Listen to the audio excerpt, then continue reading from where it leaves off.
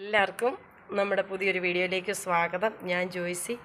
അപ്പോൾ ഇന്ന് ഞാൻ വന്നിരിക്കുന്നതെന്ന് പറഞ്ഞു കഴിഞ്ഞാലേ നമുക്ക് പിള്ളേരൊക്കെ സ്കൂൾ വിട്ട് വരുമ്പോൾ കൊടുക്കാൻ പറ്റിയ ഒരു അടിപൊളി പലഹാരമായിട്ടാണ് വന്നിരിക്കുന്നത്. അപ്പോൾ എങ്ങനെയാണ് നമുക്ക് നമ്മുടെ 4 മണി സ്നാക്സ് ഉണ്ടാക്കുന്നത് കാണാം. അപ്പം ബായോ നേരെ വീഡിയോയിലേക്ക് പോകാം. അപ്പോൾ ഇന്ന് നമുക്ക് ഒരു വെറൈറ്റി പലഹാരം ഉണ്ടാക്കിയാലോ? പിള്ളേരൊക്കെ സ്കൂൾ വിട്ട് വരുമ്പോൾ കൊടുക്കാൻ പറ്റുന്ന അടിപൊളി ഒരു പലഹാരം ഉണ്ടാക്കാം നമുക്ക്. അതിന് വേണ്ടിയിട്ട് ഞാൻ 1 കപ്പ് റവ എടുത്ത് വെച്ചിട്ടുണ്ട്. 240 മില്ലിയുടെ കപ്പിനകത്ത്. ഇത് വറുത്ത റോസ്റ്റഡ് റവയാണ് കേട്ടോ. 1 കപ്പ് റവ ഞാനിതേ മിക്സിയുടെ ജാറിനകത്തേക്ക് ഇട്ട് കൊടുത്തു. ഇനി നമുക്ക് വേണ്ടുന്നത് നമ്മുടെ സാധാ റേഷൻ കടയിൽ നിന്നൊക്കെ കിട്ടുന്ന ആട്ടപ്പൊടിയില്ലേ, ആ ആട്ടപ്പൊടി. ഇനിയിപ്പോൾ നമ്മുടെ അല്ലാത്ത ആട്ടപ്പൊടിയാണെങ്കിലും കുഴപ്പമില്ല, പക്ഷേ ഇത് ഇച്ചിരി തരങ്ങുള്ള പൊടിയായതുകൊണ്ടാണ് ഇത് ഇച്ചിരി നല്ലത്. നമ്മുടെ സാധാ റേറ്റിൻ്റെയൊക്കെ ആട്ടപ്പൊടിയാണെങ്കിലും കുഴപ്പമില്ല, അന്നേരം ഒട്ടും തരിതരിപ്പില്ലല്ലോ, തീരെ അങ്ങ് പൊടിയല്ലേ. അപ്പോൾ നമുക്കിതാണ് നല്ല, നമ്മൾ ഈ പൊടിപ്പിക്കുന്ന ഗോതമ്പ് പൊടിയോ അല്ലെങ്കിൽ നമ്മളിങ്ങനത്തെ റേഷൻ കടയിൽ നിന്ന് കിട്ടുന്ന ആട്ടപ്പൊടിയാണ് നല്ലത്. ഇത് 1 കപ്പ് നമ്മളിട്ട് കൊടുത്തു. ഇനി അതിനകത്തേക്ക് നമ്മളിട്ട് കൊടുക്കുന്നതെന്ന് പറഞ്ഞ് ഈ കപ്പ് തന്നെയാണ് നമ്മളെല്ലാം അളവെടുത്തേക്കുന്നത്. ഇനിയിപ്പോൾ നമ്മളിതില്ല എങ്കിൽ നമ്മൾ എടുക്കുന്ന ആ കപ്പിൻ്റെ അളവിന് മാത്രം നമ്മളെല്ലാ സംഭവവും നമ്മളതിനകത്തേക്ക് നമ്മൾ ചേർത്ത് കൊടുത്താൽ മതി കേട്ടോ. ഒത്തിരി ഇൻഗ്രീഡിയൻസ് ഒന്നും ഇല്ലെന്നേ, നമ്മുടെ വീട്ടിലുള്ള എത്രയും സാധനങ്ങളൊക്കെ ഉള്ളൂ. ഇത് ആ കപ്പിന് തന്നെ 1 കപ്പ് തേങ്ങ ഇട്ട് കൊടുത്തു. ഇനി നമ്മളൊരു 3 ഏലക്ക അടക്കുരു, ഒരു 1/2 സ്പൂണ് ജീരകം. നമുക്ക് ഏലക്കായ്ക്ക് ഉള്ളതുകൊണ്ട് നമ്മളങ്ങ് ഇട്ട് കൊടുത്തോണ്ട് ഇപ്പോൾ ഒരെണ്ണമാണെങ്കിൽ ഇട്ടാൽ മതി, ഒരു ഫ്ലേവറിന് വേണ്ടിയിട്ട് ഇട്ടാൽ മതി. കൂടുതലൊന്നും ഇടണമെന്ന് ഇല്ല. പിന്നെ നമ്മൾ അതുപോലെ തന്നെ സെയിം നമ്മൾ ആ 1 കപ്പിന് ഇതേ 1 കപ്പ് ശർക്കര പാനി, നമ്മൾ ശർക്കര ഉരുക്കി അരിച്ച് പാനിയായിട്ട് വെച്ചിട്ടുണ്ടായിരുന്നു, അത് 1 കപ്പ് നമ്മൾ ഒഴിച്ച് കൊടുക്കുക. അപ്പോൾ ഇത് മധുരത്തിൻ്റെ അളവനുസരിച്ചൊക്കെ വേണം നമ്മൾ ഒഴിച്ച് കൊടുക്കാനായിട്ട്. ഇനിയിപ്പോൾ മധുരം ഇച്ചിരി കൂടുതൽ വേണം എന്നുള്ളവർക്ക് വേണേൽ ഇച്ചിരി കൂടുതൽ ഒഴിച്ച് കൊടുക്കാം, കുറവ് വേണ്ടിയവർക്ക് കുറവ് ഒഴിച്ച് കൊടുക്കാം, അങ്ങനെ നമ്മുടെ ഇഷ്ടത്തിനനുസരിച്ച് ഒഴിച്ച് കൊടുക്കാം. ഇനി നമുക്കിതെല്ലാം കൂടെ നന്നായിട്ടൊന്ന് അടിച്ചെടുക്കണം. അപ്പോൾ ഈ ഇത്രയും ചേർത്തതിൻ്റെ കൂട്ടത്തിൽ നമുക്ക്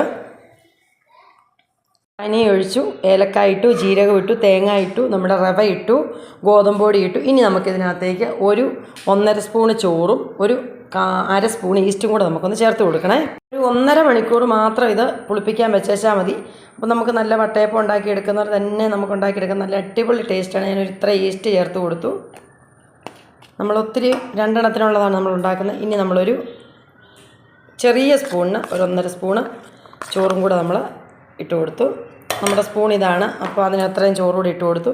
ഇനി നന്നായിട്ട് ഇതെല്ലാം കൂടി നമുക്കൊന്ന് അരച്ചെടുക്കാം. ഇതിനകത്തിനിയിപ്പം ഈ ശർക്കരപ്പാനിക്കകത്ത് അരയില്ലെങ്കിൽ മാത്രം നമുക്കിതിനകത്തേക്ക് ഇച്ചിരി വെള്ളം ചേർത്ത് കൊടുത്താൽ മതി. ഇതൊന്ന് അരച്ച് നോക്കിയിട്ട് ചേർക്കണം കേട്ടോ, അല്ലെങ്കിൽ ഒത്തിരി വെള്ളമായി പോയാലും നമ്മുടെ അപ്പം കൊള്ളുകയല്ലാതെ വരും. നല്ല അടിപൊളി ടേസ്റ്റാണ്, സൂപ്പറാണ്.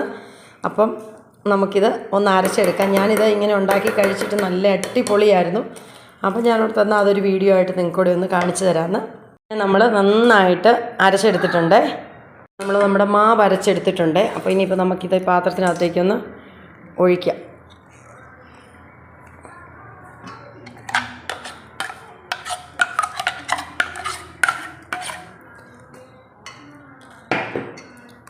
ഇതുണ്ട് നമ്മൾ അരച്ചപ്പോൾ, ഇതുണ്ട് നമ്മുടെ ഏലക്കായും ജീരകമൊക്കെ വലിയ അങ്ങനെ അരഞ്ഞിട്ടൊന്നുമില്ല. ജീരകമൊക്കെ അങ്ങനെ കിടപ്പുണ്ട്, ജീരകമൊക്കെ വരുന്ന കിടപ്പുണ്ട്, ഒന്നും കുഴപ്പമൊന്നുമില്ല.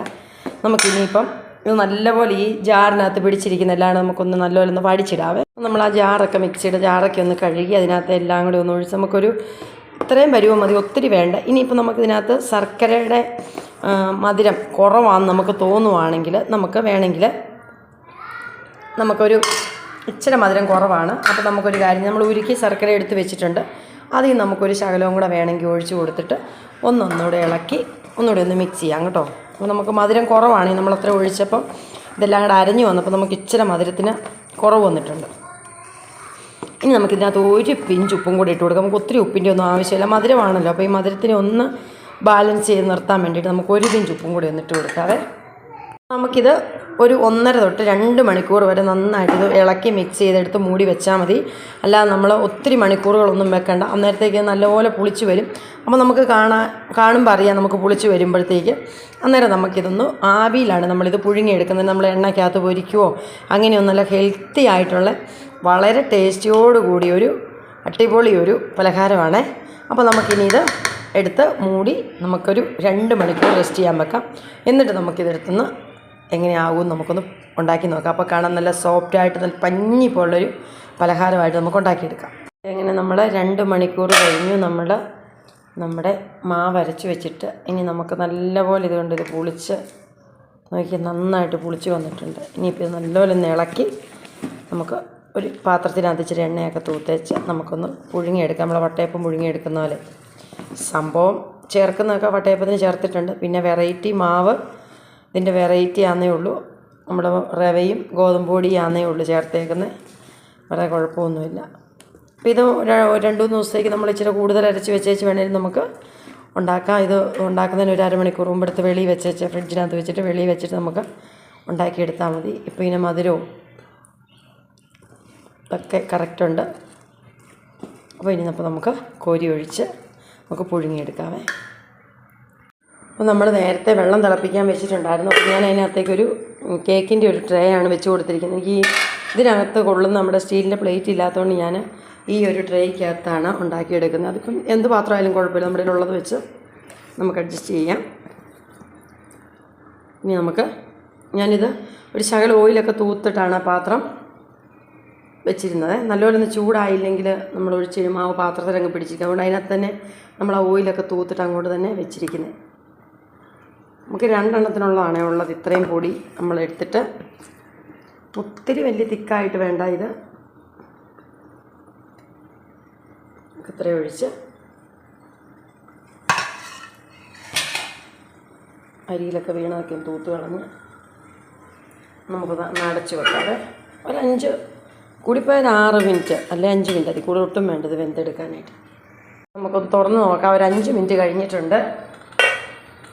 നമുക്കിനി വെന്തോന്ന് അറിയണമെങ്കിൽ ഇതുപോലെ ടൂത്ത് പിക്ക് വെച്ചൊന്ന് കുത്തി നോക്കാം. അതുണ്ടോ, അത് പിടിച്ചില്ലെങ്കിൽ നമുക്ക് നല്ലപോലെ വെന്തിട്ടുണ്ട്. ഇതുണ്ടോ, എല്ലായിടവും ഒരുപോലെ വെന്തിട്ടുണ്ട്. നമുക്കൊന്ന് എവിടെയെങ്കിലും നമുക്ക് ഇനി ഇങ്ങനെ ഇടയ്ക്കൊന്ന് കുത്തി നോക്കാം. ഇനിയിപ്പോൾ തീ അങ്ങോട്ട് ചെല്ലാത്തതൊക്കെ ഉണ്ടോ എന്ന് നോക്കണം. എല്ലായിടത്തും വെന്തിട്ടുണ്ട്, ഒന്നത്തിലും പിടിച്ചിട്ടൊന്നുമില്ല. ഇനിയിപ്പോൾ നമുക്കിത് വാങ്ങി വെക്കാമേ. ഇതേ നമ്മുടെ പലഹാരം റെഡി ആയിട്ടുണ്ട്. 1 കപ്പ് ഗോതമ്പ് പൊടി, 1 കപ്പ് റവയും ചെറു ശർക്കരയൊക്കെ ആയിട്ട്. ഇനി നമുക്കിത് കണ്ടോ നല്ലപോലെ അത് ഇളകി വരുന്നുണ്ട് സൈഡിൽ നിന്ന്. എന്നാൽ നമുക്കൊന്ന് നല്ലപോലെ ഒന്ന് വിടിയിച്ച് കൈവച്ച് എടുക്കാം. എന്നാലും നമുക്കൊന്ന് കുടഞ്ഞ് പാത്രത്തിലേക്ക് ഇടണം. അതിന് വേണ്ടിയിട്ട് നമുക്ക് ഒരു പാത്രം എടുത്തിട്ട് നമുക്കൊന്ന്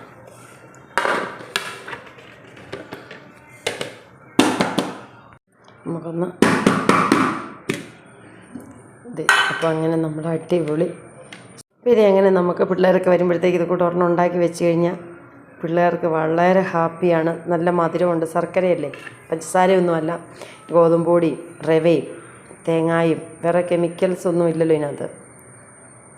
അടിപൊളിയായിരിക്കും.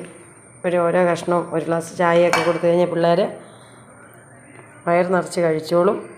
അങ്ങനെ നമ്മൾ അടിപൊളിയായിട്ടുള്ള നല്ല സോഫ്റ്റായിട്ട് നല്ല പഞ്ഞി പോലത്തെ നമ്മുടെ പലഹാരം റെഡി ആയിട്ടുണ്ട്. അപ്പോൾ എല്ലാവരും ഒന്ന് ട്രൈ ചെയ്ത് നോക്കണം. പിള്ളേരൊക്കെ വരുമ്പോൾ ഇതൊന്നും ഉണ്ടാക്കി വെച്ച് കൊടുക്കണം. ഒത്തിരി നമുക്ക് വീട്ടിലുള്ള സാധനങ്ങളല്ലേ ഉള്ളൂ, ഒത്തിരി ചിലവൊന്നും ഇല്ലാതെ നല്ല അടിപൊളി ടേസ്റ്റാണ്. നല്ല സൂപ്പറാണ്. ഇത് നല്ല കേക്ക് പോലെ ഇരിക്കും. അതൊക്കെ നല്ലതുണ്ടോ, നല്ല അടിപൊളിയാണ്.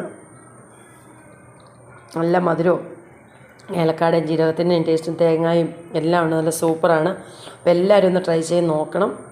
ഈ വീഡിയോ ഇഷ്ടപ്പെടുവാണെങ്കിൽ ഒന്ന് ലൈക്ക് ചെയ്യാനും ഷെയർ ചെയ്യാനും സപ്പോർട്ട് ചെയ്യാനും മറക്കരുത്. നാളെ വീണ്ടും നല്ലൊരു വീഡിയോ ആയിട്ട് നമുക്ക് കാണാം. അതുവരെ ബൈ, താങ്ക് യു.